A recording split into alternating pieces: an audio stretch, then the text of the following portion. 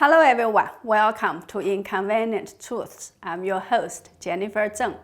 The year 2020 has just passed. I think everybody would agree that it was a year like nothing else, with a global pandemic starting from China and spreading to the world, and which is still going on. How has it changed us? What kinds of effects has the pandemic brought to China, the CCP, and the world? What will be the year 2021 be like? Today, I'd like to share some of my thoughts regarding this. Some say that for CCP's China, the year 2020 started with an admonition and ended with a sentence.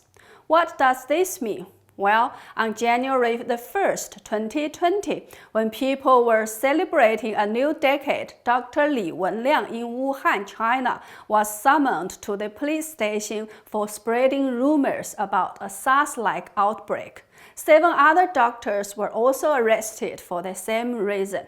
The CCP's most important TV mouthpiece, China Central TV, broadcast the news of the 8 doctors' punishment and condemned them for spreading rumors. Many other local TV channels repeated the message on the following day. Then, on January the 3rd, Dr. Li Wenliang was summoned to the police station again and was forced to sign a statement to acknowledge his mistake and to promise that he would not commit further unlawful acts. Thus, the CCP successfully suppressed the news about the deadly virus until they could no longer suppress it.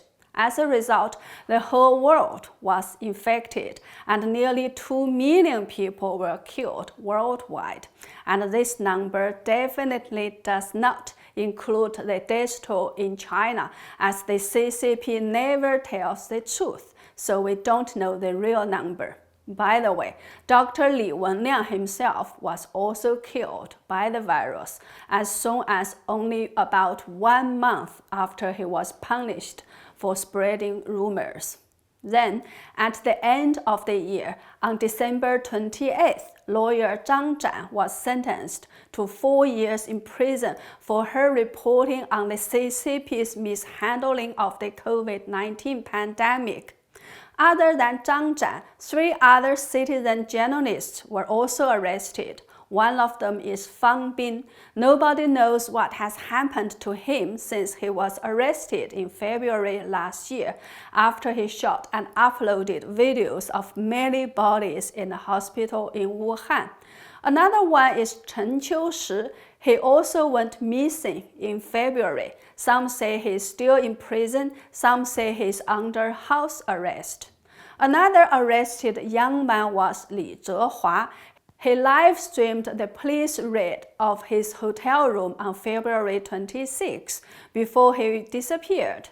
Then on April 22nd, he posted another video to tell people what had happened to him since that day. According to him, he was taken to a police station to be questioned and then was put under quarantine for many days, and he was fine, etc. After that, Li Zhehua totally disappeared from the public's eyes. Obviously, he was shut up by the police.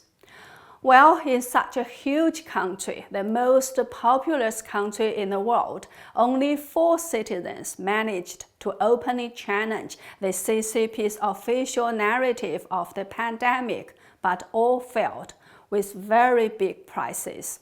So, in this sense, the year 2020 is a year of covering up for the CCP, apart from everything else. Then, what has this pandemic that the CCP wanted to cover up no matter what brought to the CCP? First of all, let's check some of the characteristics of the pandemic in China. 1.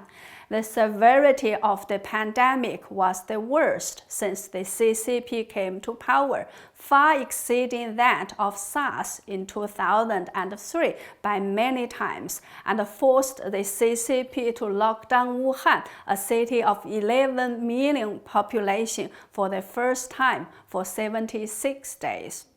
2. The pandemic has become a new norm for China, although the CCP keeps claiming that it has successfully defeated the pandemic. The reality is the pandemic never goes away and keeps breaking out. Towards the end of the year, wartime status was declared in a number of cities, including Beijing and Shenyang.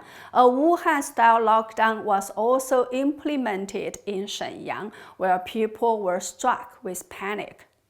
3. An effective vaccine is questionable as the pandemic is very different.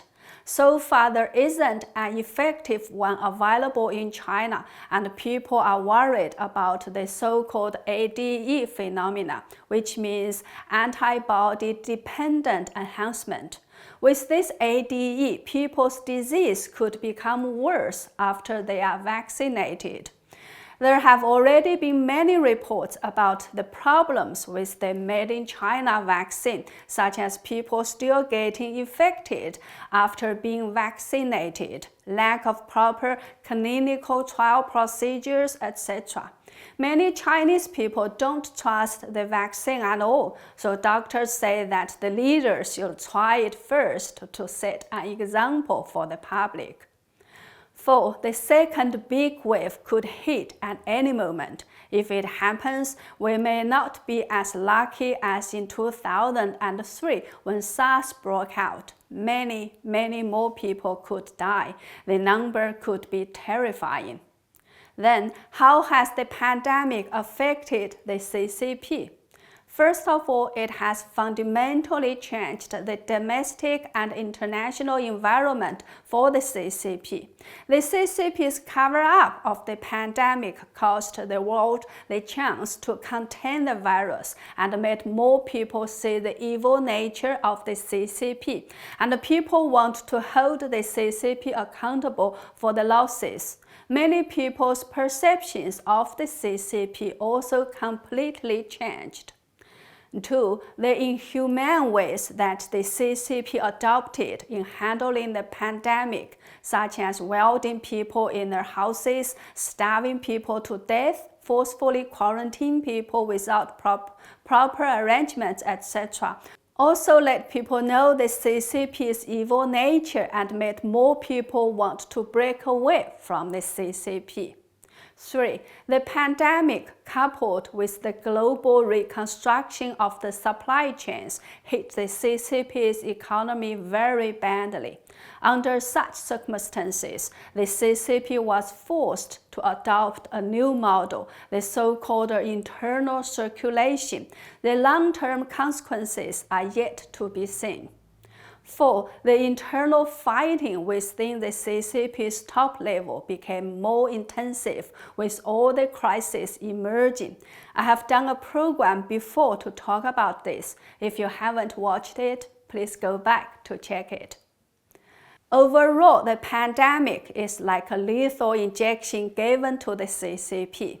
However, within this lethal injection, there are also a large number of stimulant ingredients to give the CCP a pre-death euphoria that can confuse both the CCP and the world.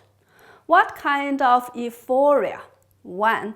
After hitting China hard, the pandemic soon found its way in other countries.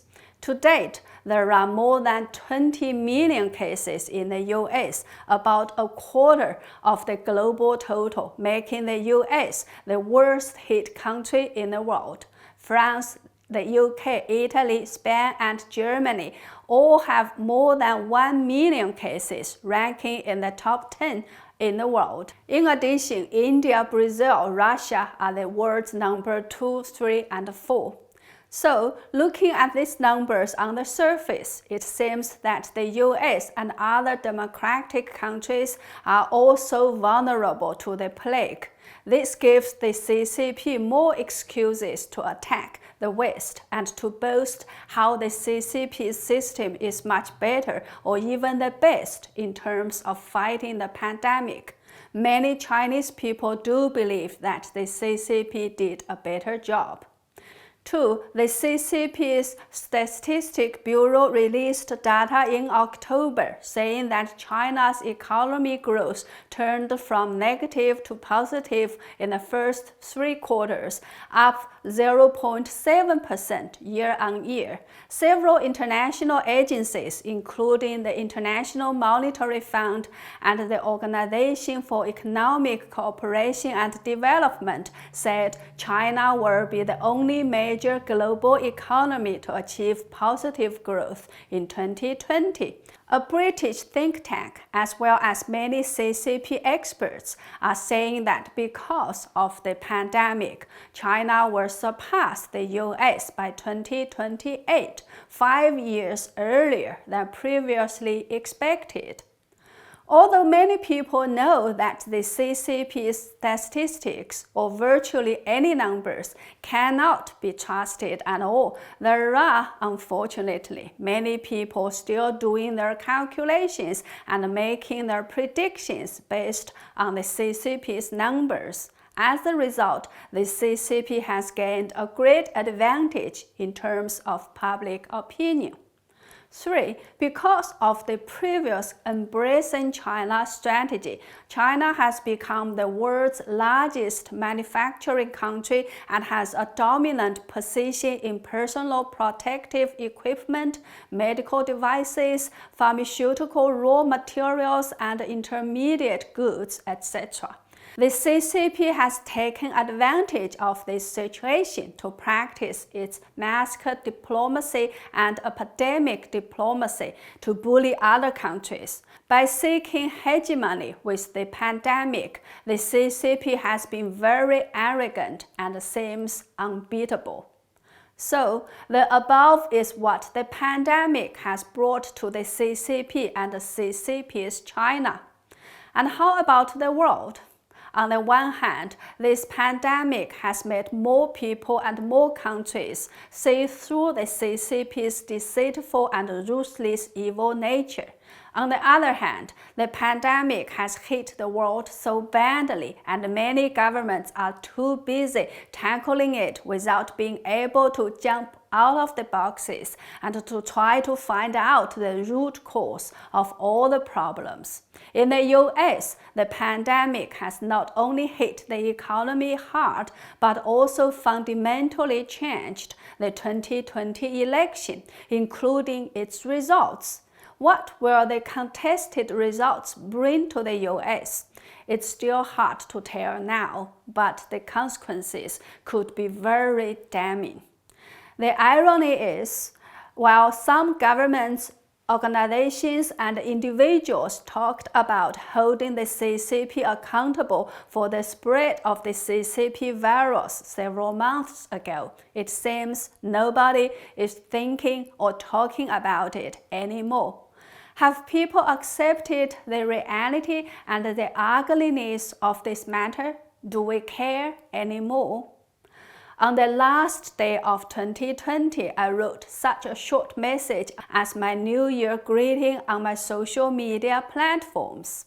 2020 is bad enough. 2021 could be worse. Say no to the CCP. That's the way to be safe and at peace. God bless everyone. Happy New Year, no matter what. Well, that's pretty much also the message I want to express in the first show of mine in 2021. No matter how unpredictable things are today, I still believe the main theme for our time and our world remains heaven eliminates the CCP.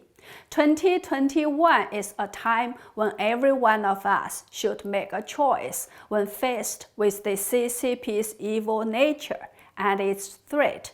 It could also be a time when heaven makes selections based on everyone's choices. That's all for today. With a new year ahead of us, I wish everyone a very safe and blissful Happy New Year. Also, please don't forget to subscribe to and share my channel if you haven't. If you have missed my previous videos, please also take the time to check them out. Thank you. See you next time.